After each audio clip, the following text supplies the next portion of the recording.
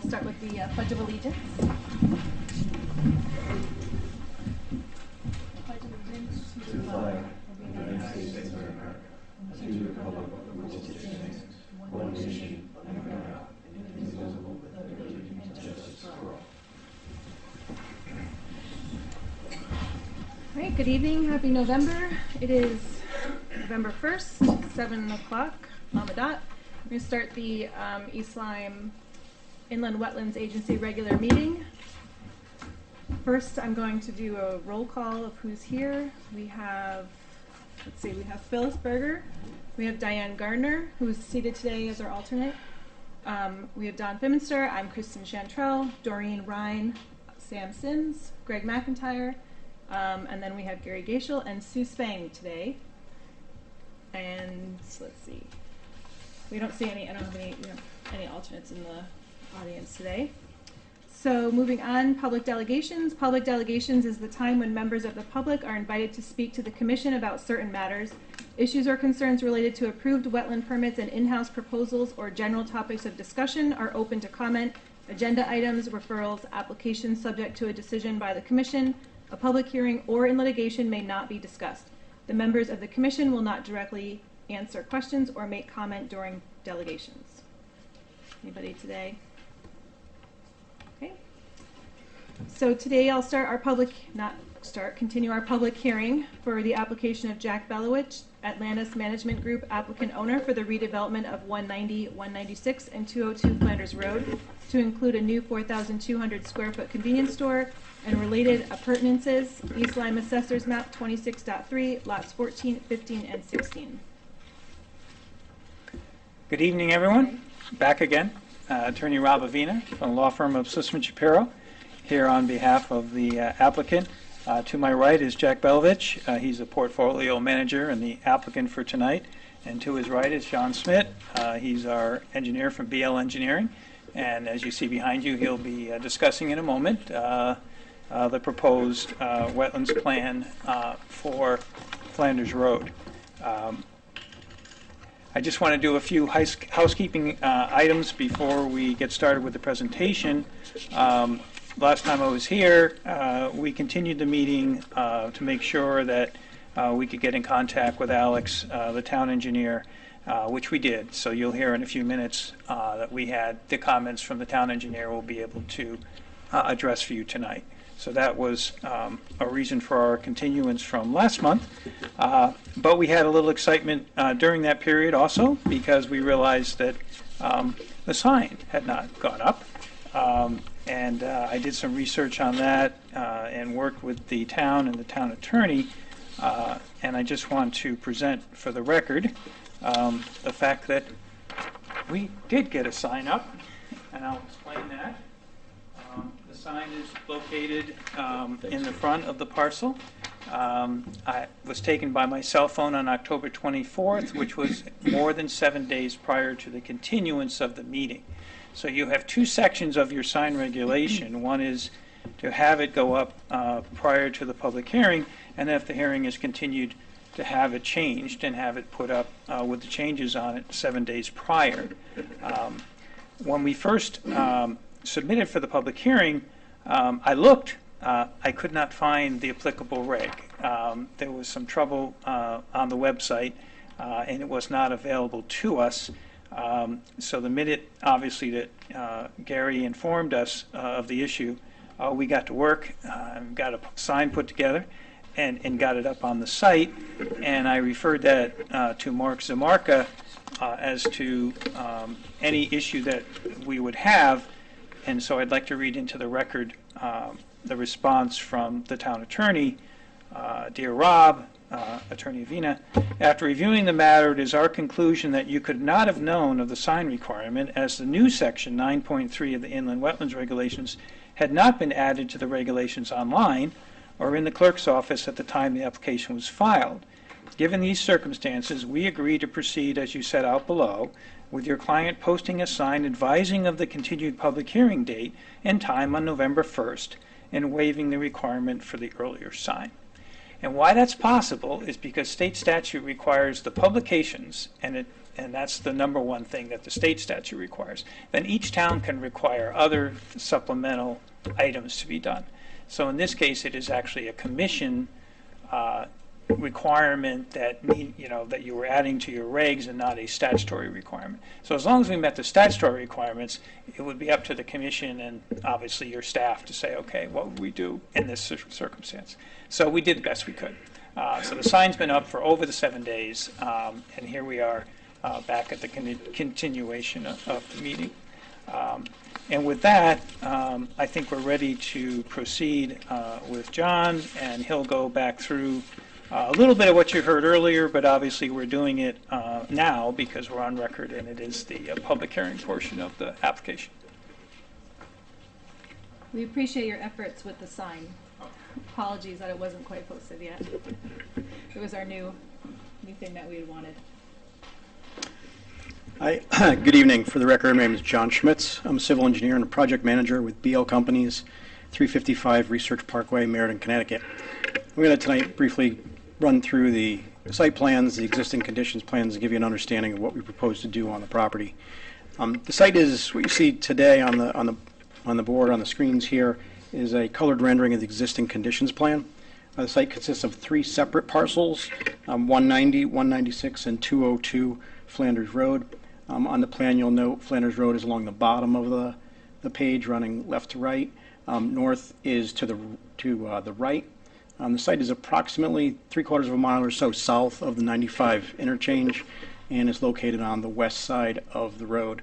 The site is bounded to the west by the Patagonia River, which flows north to south across 2 of the lots, and we're also surrounded by additional commercial uses on the north and the south side of the road. To the east, across Flanders Road, is a residential development of single-family homes. The site today, again, 3 parcels developed with the Citgo gas station on the right, the smaller rectangular square, yep, there. And then another longer rectangular building on the far left, which is a retail building. It also includes a small restaurant in there. The gray areas depict parking areas, paved areas, and impervious areas. There's currently 3 points of access to the property, 3 driveways onto Route 161, 2 driveways for the Citgo, and 2 driveways for the existing retail site. We'll maintain all those driveways. We're not going to change them at all. I'll go through that when we get to the site plan. With regards to the wetlands, you'll note that there's a blue line that runs across the, right from there, runs north to south, south to north, across the back of the site. That line denotes the delineation of the inland wetlands. Inland wetlands were delineated last year by Eric Davison of Davison Environmental. He went out, he flagged the wetlands and set flags. Those flags were located by BL Companies survey and denote where the soils are. And I'll just read from his report briefly that the wetland soils consist of Ripawam series. The Ripawam series consists of very deep, poorly drained, loamy sands formed in alluvial sediments. They're nearly level soils on floodplains subject to frequent flooding. And as you'll note there's a gray dash line that kind of coincides with the wetlands. That line is the FEMA line, FEMA flood line. So there is floodplain back there when the river floods. And when we get to a 100-year flood elevation, it will come up to approximately elevation 31 to the rear of the site. In total, there's approximately 30,000 square feet of the site are deemed wetland, which makes up for approximately a third of the site is wetland. And the easterly portion of the site is not wetland and developable. The 300-foot upland review area extends to the east from the wetland delineation line all the way across Flanders Road and onto the residential property across the street. You zoom in there, I think you just barely see it, but it basically encompasses our entire site is in the upland review area as well as the road itself. So we just go to the next slide to the site plan. I'll walk you through what we propose to do.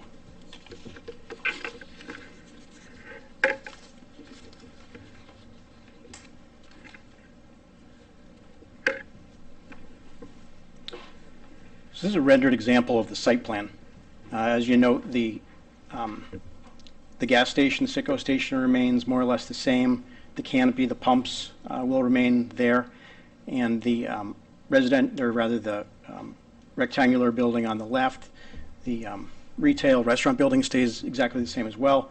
But what we propose to do is to add a 4,200 square foot convenience store in between those two buildings, right in the middle. We'll be again maintaining all the driveways that are currently there. Another thing I wanted to note is that the existing gas station today contains a very small retail building. You go in to pay. There's some items in there to purchase. That building will be removed. It'll be demolished, and the new convenience store is where you would go in to pay for gas. But the gas station itself, the pumps, the tanks, the canopy all remain the same. We'll be providing approximately 48 parking spaces throughout the entire development in total. There'll be 18 spaces for the convenience store gas station, and there'll be 30 parking spaces for the retail restaurant building. There'll also be a proposed dumpster enclosure located to the rear of the building, as well as driveway interconnect so that all the uses will be interconnected with the driveway. If you'd like to go to the last slide, I'll walk through some of the stormwater, how we're going to handle that. Currently today, all the stormwater drains from the road towards the river. Everything flows downhill towards the west to the river, and so what we'll be doing is maintaining those existing drainage patterns. Today, there's no water quality on site. There's only one catch basin on site today. That's at the gas station, and that discharges towards the river to the west. There's no stormwater catch basins or drainage located on the existing restaurant building or that parking lot area. All that water sheet flows down the hill and into the river today.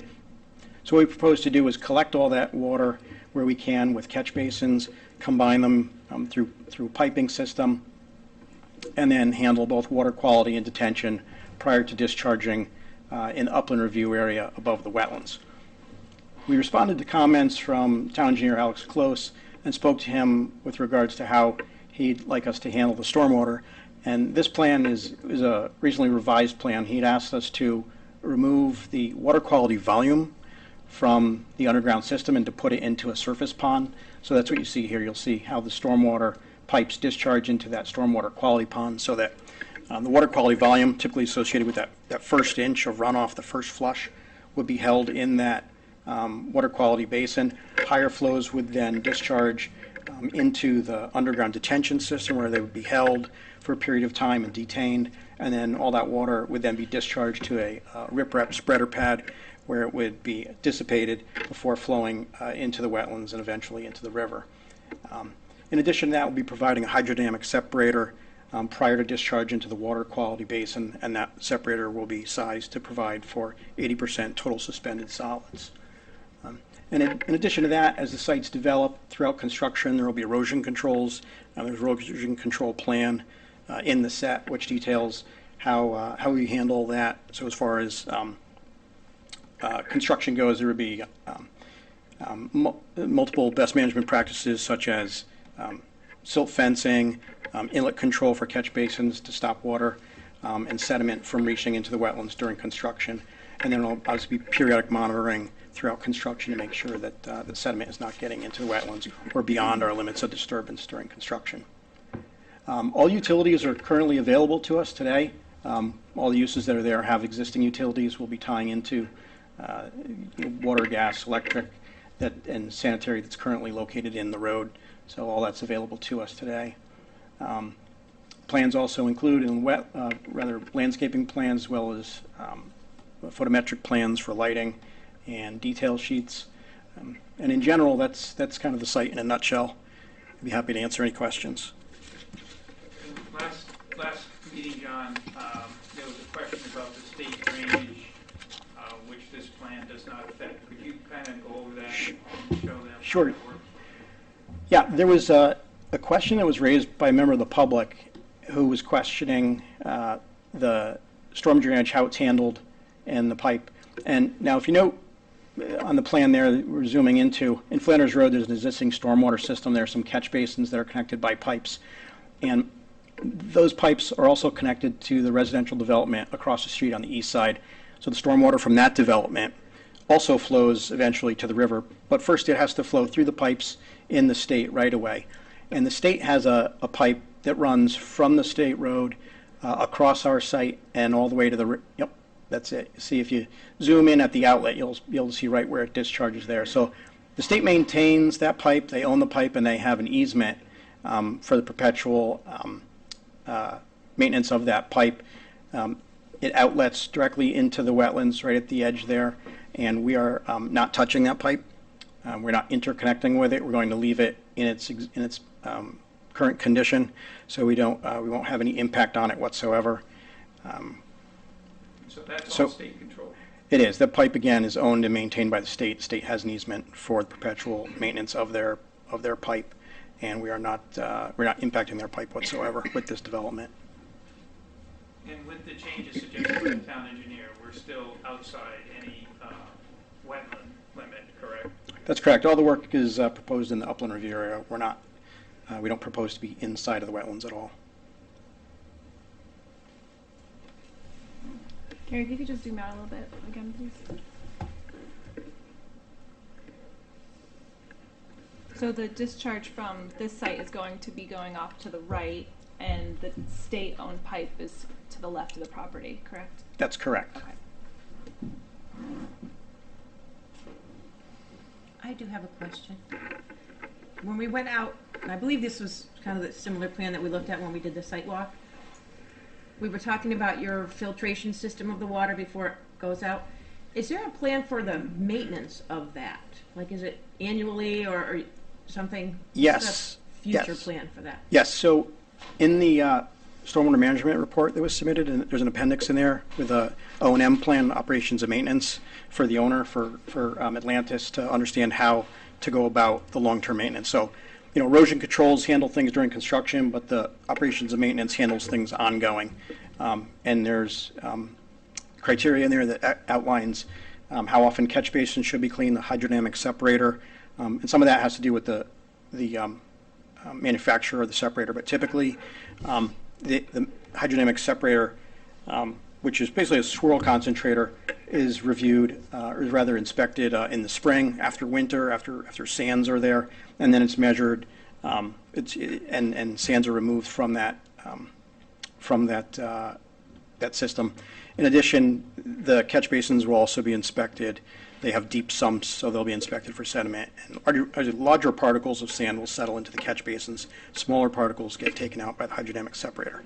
But all that will be inspected on a regular basis and cleaned and maintained. Thank you. So I just pulled up the stormwater report if you wanted to take a look at it. I can zoom in on that, but if that answers your question. Exhibit E, so that is. That was, yes, Exhibit E.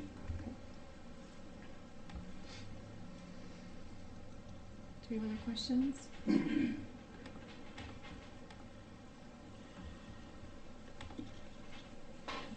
So I just want to, just for your edification, the reason the change in the stormwater plan was primarily because the site is within the aquifer protection area. So in discussions with our water and sewer department, Ben North, our utilities engineer, preferred to have that first flush in a visible basin so that they could inspect it and monitor it as need be, because it is within the recharge of our town well. Okay. So when you say they, who do you mean by they? The town? The town, Or the- water and sewer department. Okay. Again, the whole plan has to get approved by the zoning, so that's a whole other separate action. And again, the zoning commission is our aquifer protection agency as well, so they'll review it at that level subsequent to this. So I have a question as far as, I think during our first meeting, someone from the public who lives on Clark Lane was concerned about, I guess, years ago, there's a drainage system that goes underneath that property. Are you aware of it, and where, I looked through the plans and I didn't see where that drainage system is. I would hate to see it get messed up. That was the stormwater pond. Gary, if you go to the existing conditions plan, it might be a little easier to see there. Yeah, so that's the existing state pipe that's there. That we're aware of it, and Okay. like as I mentioned, we're we're not going to be impacting that at all, so that we maintain those flows. Okay, and then my other question is, ironically, there was an article in the Day this morning about the traffic on 161. So they had mentioned also in the article about having a greener strip. So my question is, could you extend I know there's a sidewalk there, and I think there might be a little grass. Could you extend that to have a more pleasant, greener area, like maybe a couple trees or something in front of that? That's certainly a possibility that the zoning commission can have the discussion with the applicant. I would note in this proposed plan, there's a large green space in front of the proposed building. So at least to some extent that'll be lawn versus the asphalt appearance that it has now. So from that perspective alone, I think that's an enhancement in terms of the walkability in that segment of road. I did not read the article in the paper this morning, but we are undergoing the Route 161 traffic corridor study and looking at these things and curb cuts in particular to improve the walkability and the traffic flow. So duly noted, I will be happy to pass the message on to zoning. Right, I would just note, in addition to that obviously there's already a sidewalk there, but between the sidewalk and the right-of-way line, the property line, there's about 15 feet of green space now, and we'll be adding another 25 feet of green space. So the building will be set back almost 40 feet of green space between the sidewalk and the building. I mean, certainly shade trees are, to reduce, thermal effect from the paved areas, obviously would be ideal. So maybe on the corners of these islands, they can put some, smaller, small, but street trees of sorts. That might be an option. Help provide some shading. Rain garden? I don't know that we'd have any rain garden. I mean, certainly they could do some flowering plants like that. I think in terms of the vegetation is in the basin. I believe the basin is designed to be a wet basin. Correct, so everything would be wet tolerant. We're going to want wetland tolerant species. I believe there's a profile plan for that, and typically that's cattails and other plugs. So you see Herbaceous type material in the bottom of the basin. Right. So I think in terms of rain garden, that basin's really going to provide that biofilter function.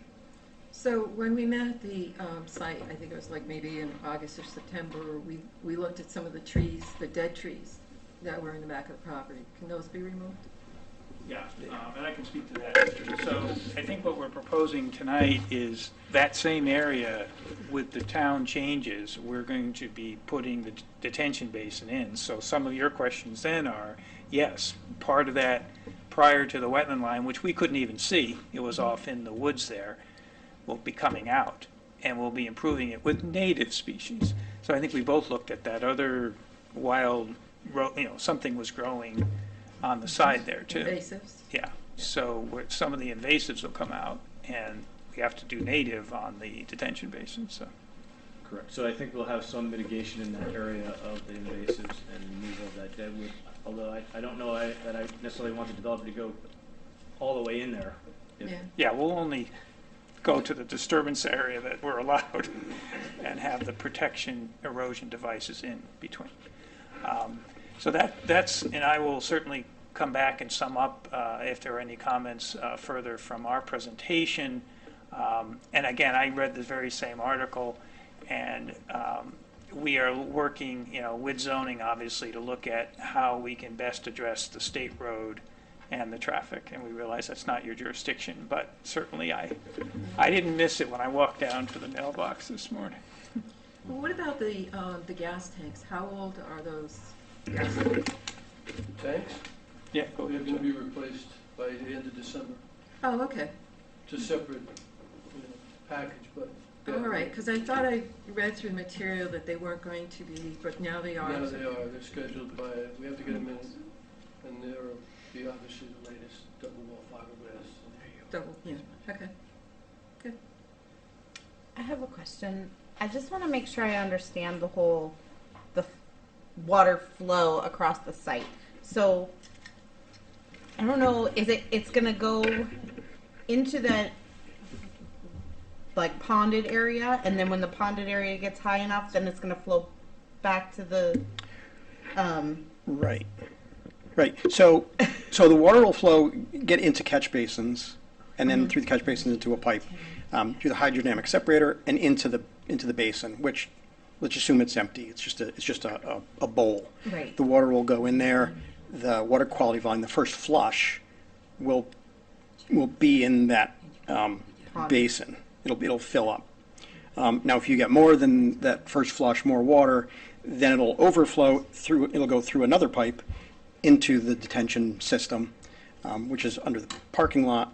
And then when that that's fills, like the hash. the red square, hash that area. kind of reddish rectangle, it's almost like a septic system. It's underground. Okay. And then as that fills up, there's an outlet pipe from that, and water there is then discharged right to the, I guess it would be the northwest corner. Okay. To an outlet spreader, which is a riprap stone pad. So as the water comes out, it hits that and it dissipates the velocity, so it doesn't erode the area there. And the current gas station area, you may have said it and I missed it, but like with the water when it rains, like are there catch basins So on? there's one, actually. If you look on the Just that. far right, there's one there, right? And that discharges through a pipe into the back there onto the adjacent property that then eventually it makes its way into the river. And then if you go all the way to the left corner, you can't really see it. No, I'm sorry, the left corner of the gas station, there's a leak off, basically where I don't know if you can really see it here. If you're familiar with the gas station, there's the air machine. There's a break in the curb called a leak off. And so water just kind of runs through that leak off and then just runs down the grass and eventually into the wetlands today. So like I said, there's not a lot of water quality happening today. Things just kind of run unchecked. You do get some green treatment because of the grass that's there, so some of it's running through the grass, but for the most part, it's just, running straight through. I did have a question, because I think in the last iteration of the plan, this basin was gonna then be tied into this system. Is that still the plan? I know this. Yeah, I think that- Advised, and then that Right. outlet here, that 12-inch RCP was gonna be abandoned? Yes, I think we mentioned to Alex that when, revised design, we'll be able to tie that in. From an invert point of view, it works fine to pull it over. Again, it all goes to the same place. It's all going to the river, so it's an easy thing to That water do. then gets to go through a hydrodynamic separator, Correct. get treated, Correct. whereas it's not being treated now. That's correct. Yeah, that's the revised to upgrade that. Right. So that basin that's not currently connected is gonna connect to this system, and now we'll be able to treat that water before we discharge it toward the well. So there's gonna be like another set of plans There'll be another iteration of this, of yes. this. Okay. But in the previous iteration, which was in the plans, that was what was purported, so I just wanna make sure that they're still proposing to do the same. And all the catch basins on the left side that are near the like where the restaurant is, those are new, right? That's 'Cause correct. I didn't remember seeing anything there, and Right. just so that'll help to catch some of that water from that area. Correct. Okay, I just want to make sure I'm getting it all. And the sumps in those basins, are those 2 foot? Usually we go with a 4-foot sump. Yeah, that's kind of the standard for 'Cause that- water quality purposes. That line, that's not going through the separator, correct? No, we would have a separator at the last basin or the last catch basin it would be a combination system, Okay. right? So you kind of get a little bit of benefit there. It's going to remove sediment before it gets into the water quality device, or before it gets into the water quality basin. So by having those sumps and removing some of that sand, it keeps any of that sand out of the water quality basin. Otherwise, you don't have to go in there and rip up plants and stuff while you're trying to remove sand. You're removing that sand from the basins, the catch basins.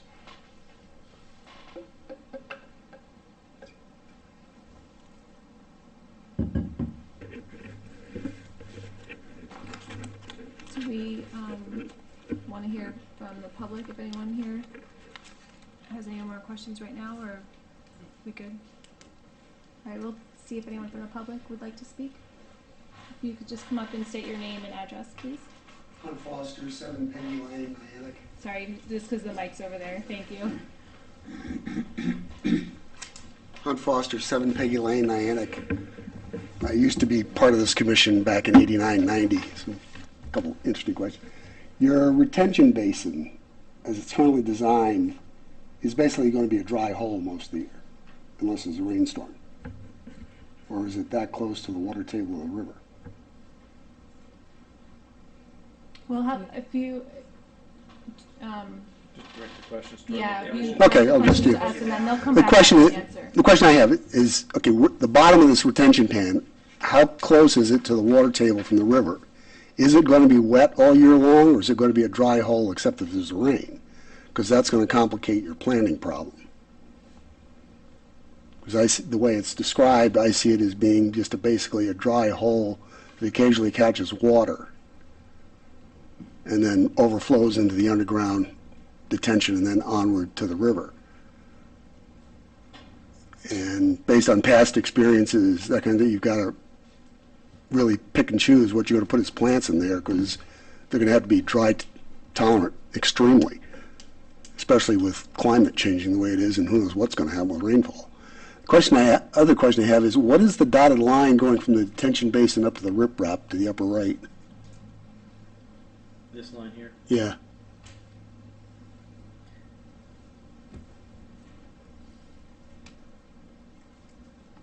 It says it's a 4-foot perforated under drain from water quality basin.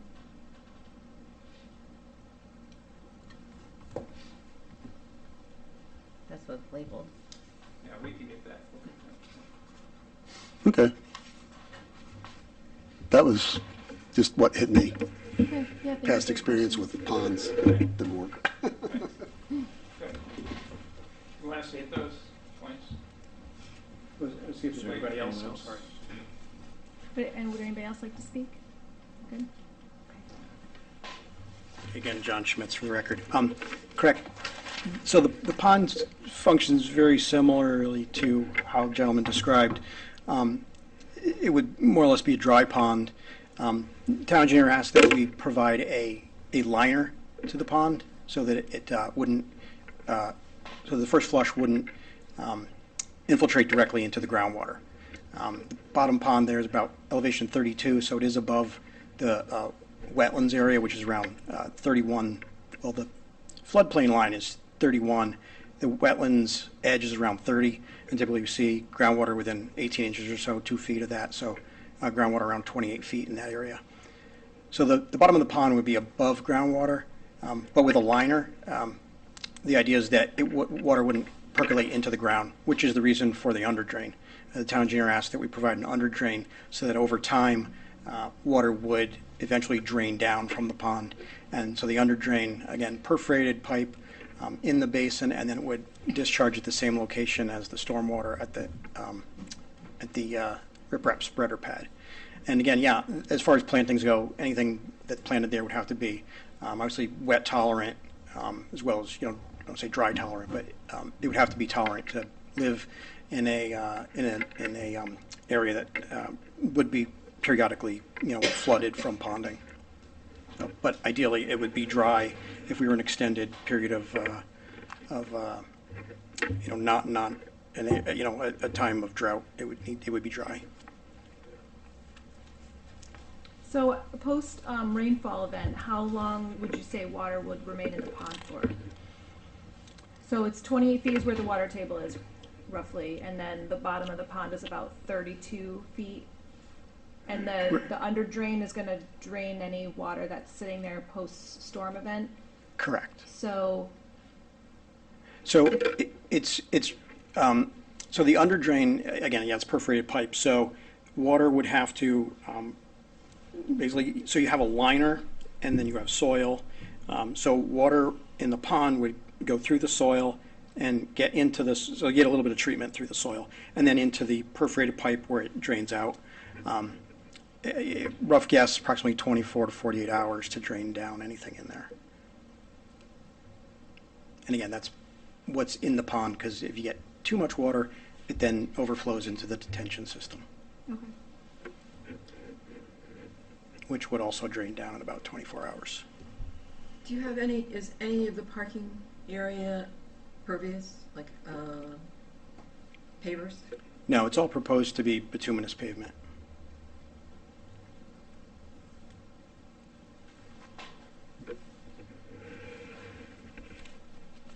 Any other questions?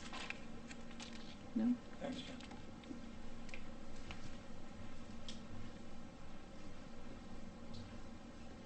Anybody else would like to speak?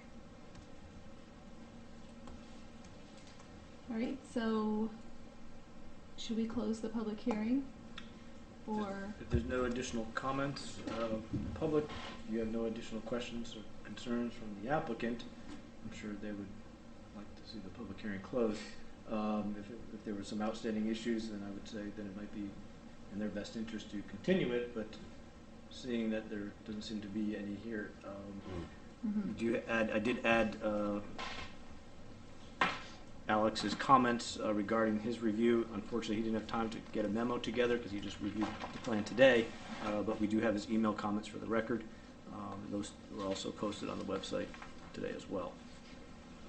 That being said, he's comfortable with the plan, so I have no further comments.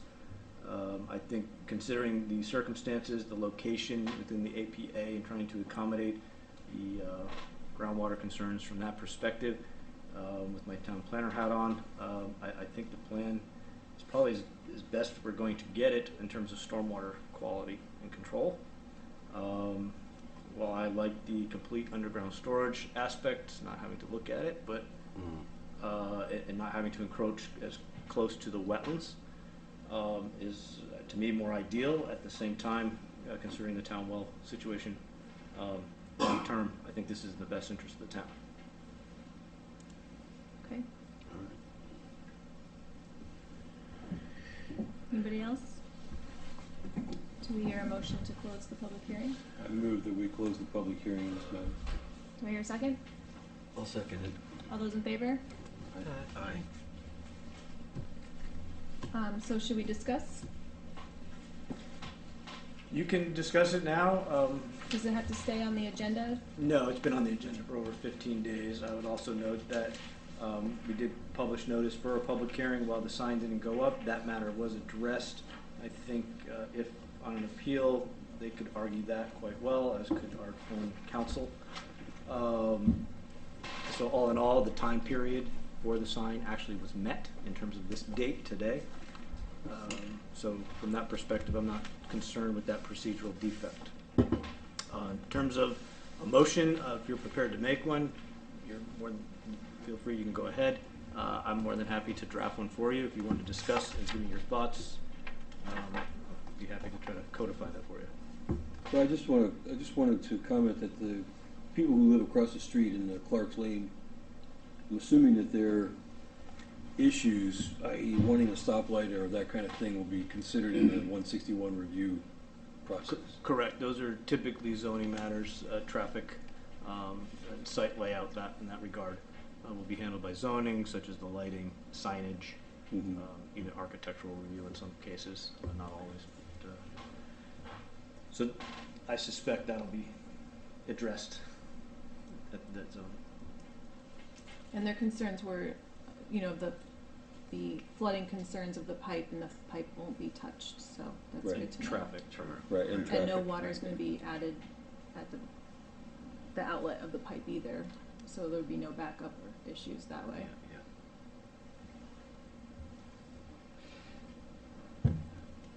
Yeah. Anybody else have any discussion?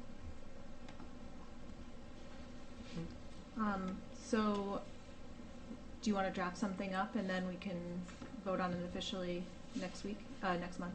Sure, I'm not a problem. I think that's probably wise. Well, it does seem pretty straightforward. It is a commercial project. There's a lot of moving parts in it. So yeah, with a few conditions, I would probably want the liberty to work with the applicant's engineer on a erosion sedimentation control bond estimate. But aside from that, I think if we have a bond in place for E&S, I'm not too concerned. I suspect zoning will require a bond, a site performance bond as well. Again, our concerns are primarily just the wetlands in that area. If they were to default, we could go in and just stabilize it and prevent any erosion or catastrophic event there. So, I mean, with that, yeah, I can Okay. put together a motion. Okay, sounds good. All All right, right, thank you very much. thank Thank you. you.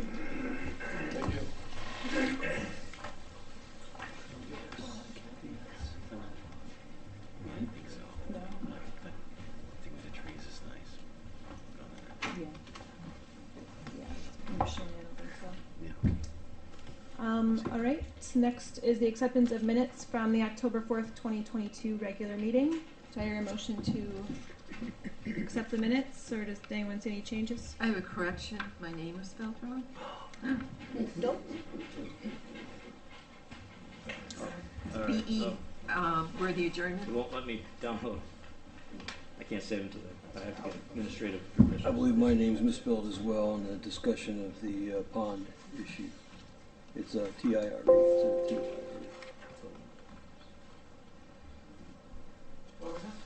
It's T-I-R-E instead of T-Y-R-E. Where?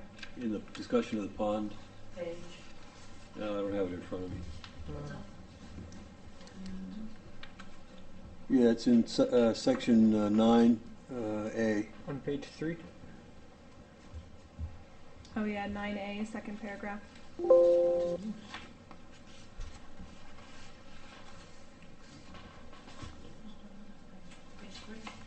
Yeah. That's old business? Is that what it is? Yeah, old business, yep. All right, with those notes, anyone want to make a motion? Sure, I make a motion that we accept the minutes from, let's see, October 4th. October 4th, 2022. Do I hear a second? I'll second it. All those in favor? Aye. Okay, thank you. All right, new business. Request for determination of permitting non-regulated activity by Kristen T. Clark, P.E. applicant, East Lyme Land Trust, Inc., owner for a property at Scott Road, East Lyme Assessors Map 35.0/23 for a potential residential subdivision. So with that request for determination, I'm not certain 100% why, but I received today from the Land Trust, Ron Lewich, President. He submitted correspondence requesting that we continue the above referenced matter until December 2022 meeting of the Commission, as they have not yet received the required report from Mr. Richard Snarsky for submission to the Wetland Agency. Thank you for your assistance. My understanding is that the inland wetland boundary is some 600 feet away from the proposed subdivision, so I wasn't certain. My guess is maybe they just want to cross their Ts and dot their Is, considering the open space and dollars that are involved. I'm not certain. So with that, we can table it till next month. Okay. Next is the proposed 2023 meeting calendar. Yeah. We have a copy there. I can pull one up. I have a few extra copies.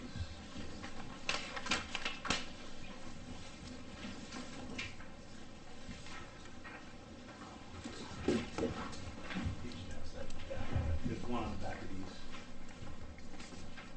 Still Tuesdays, 7 o'clock. I don't see any holidays. January It's good to 10th. me. January 10th, I believe, is a different day. We had to make a couple of changes because we had conflicts with holidays and/or. Okay. I didn't think anybody wanted to meet on the 3rd Yeah, of January, no. so we chose the I'm gonna 10th. ease into January.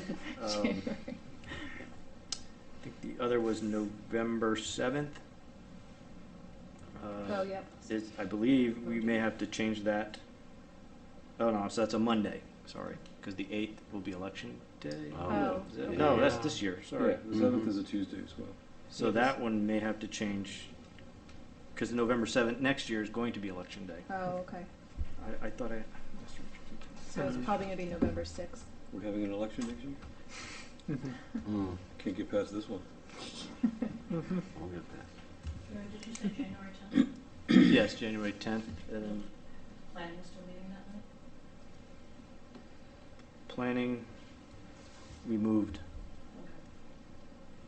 I believe there was no conflict with planning as we put that together, but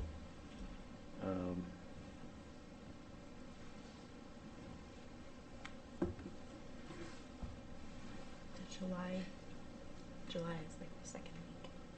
Because July 11th, yeah, July the 4th fourth is the fourth. a Tuesday, okay. so we won't do Yep, it. yeah. Makes sense.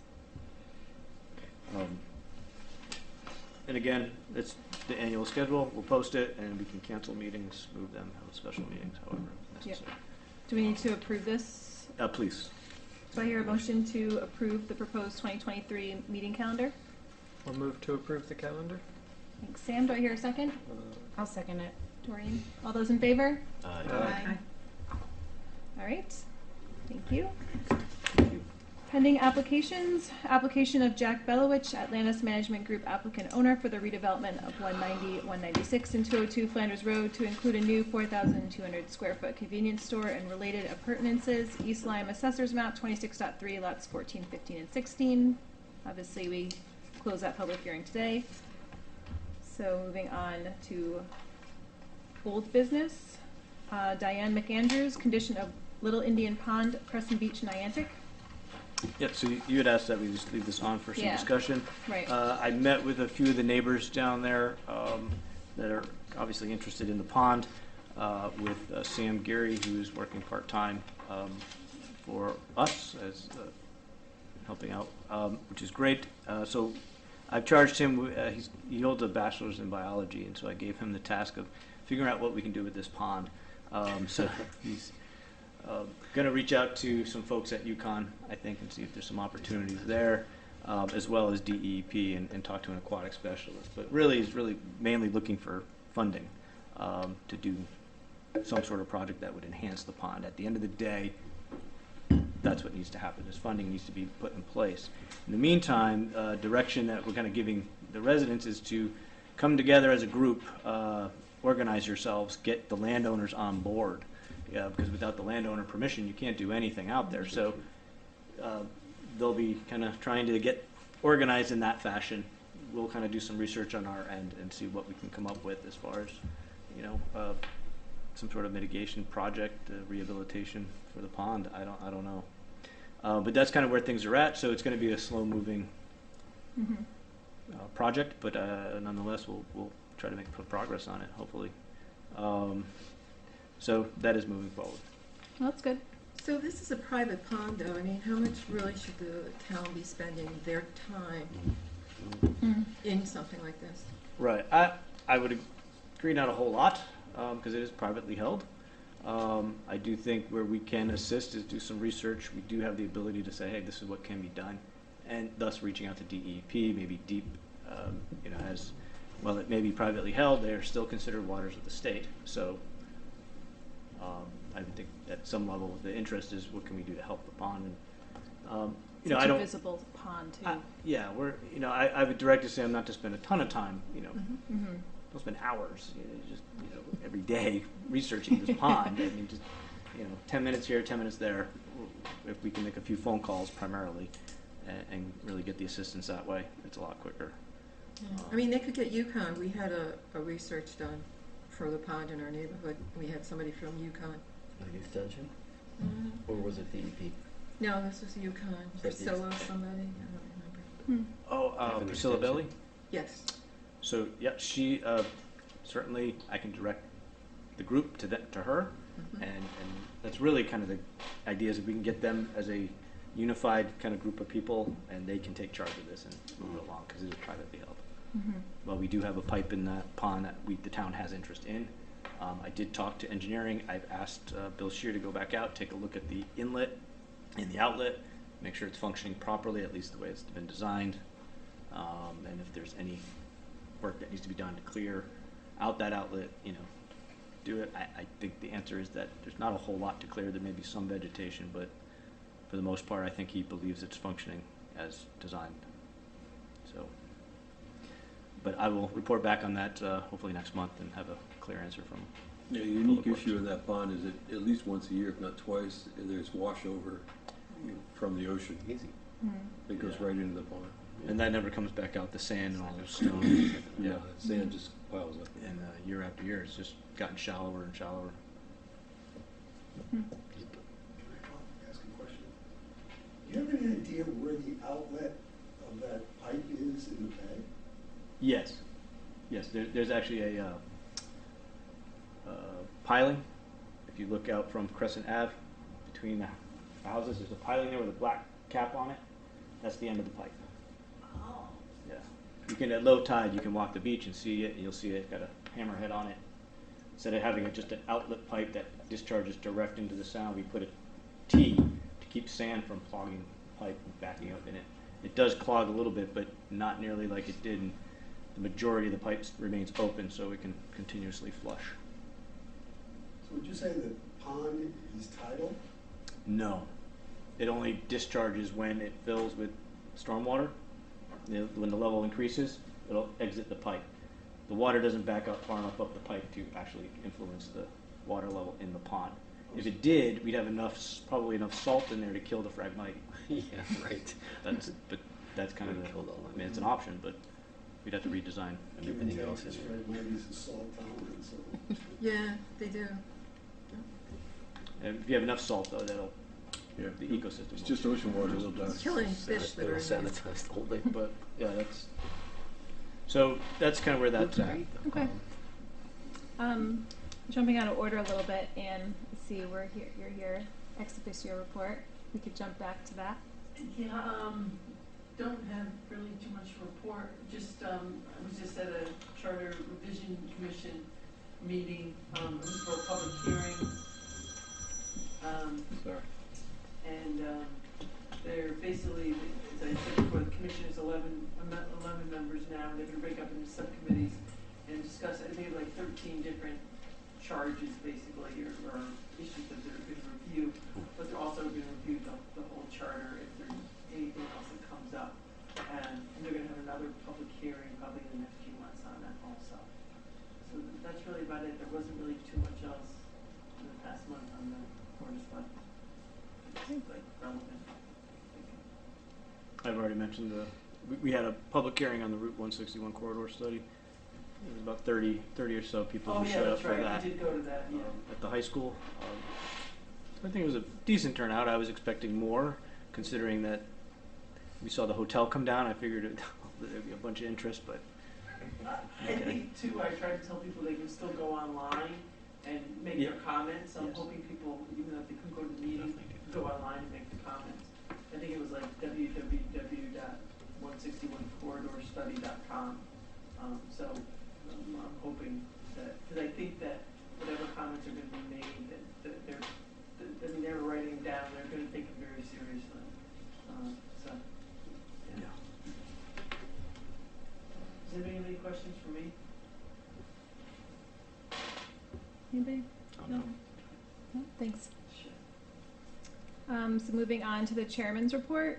So I met with Kevin Siri this past week and just discussing regulations, and as we discussed too, mentioned that it would be a good task for Ally to take on, because I know we've been talking about getting together and it's just busy, and I feel like for her, because she's working a couple hours a week, yes. maybe that would be a good task for her to take on.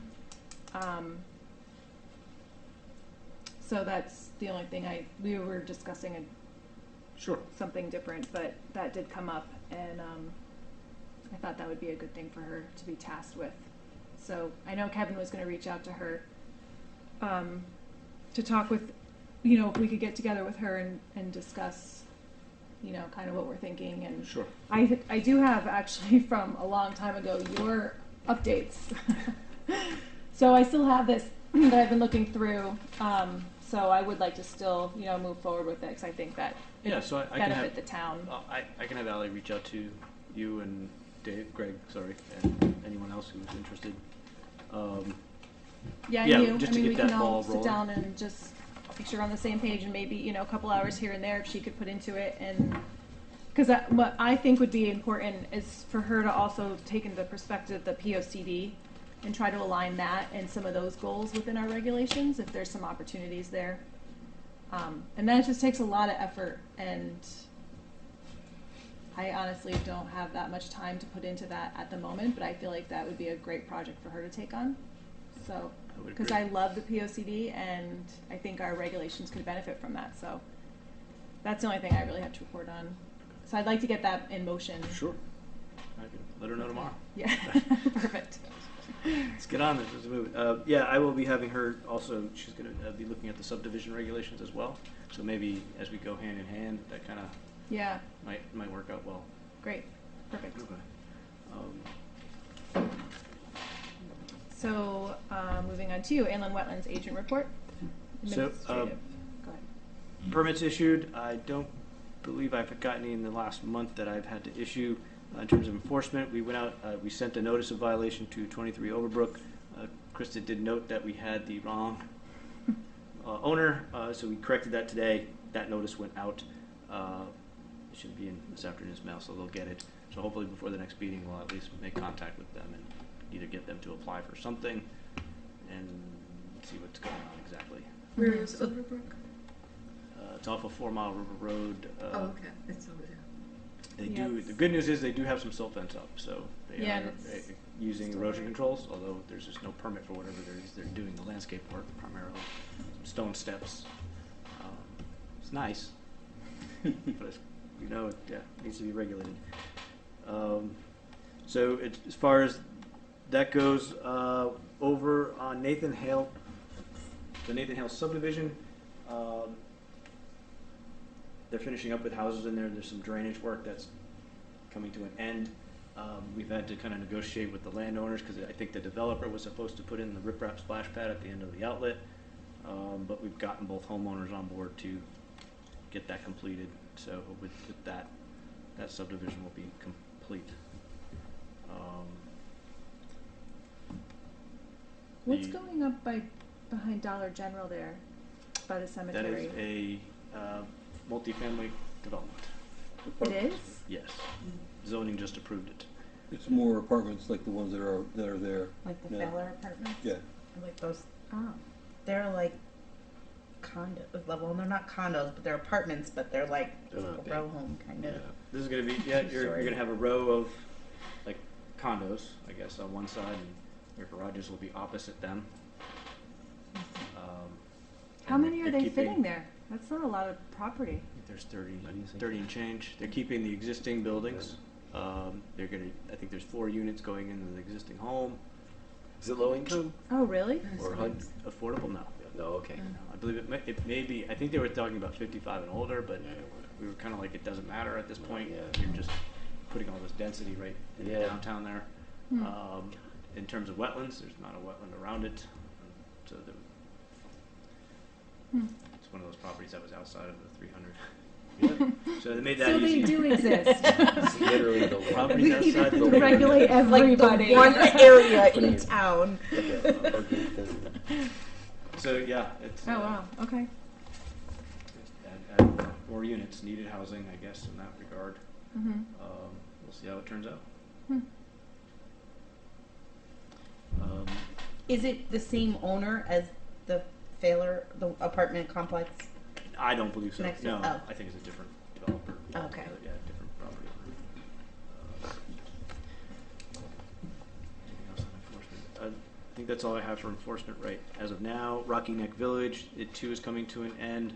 We just got their as-built. I'm waiting on, I got certification from their engineer that the site is stabilized and so it's secure that way.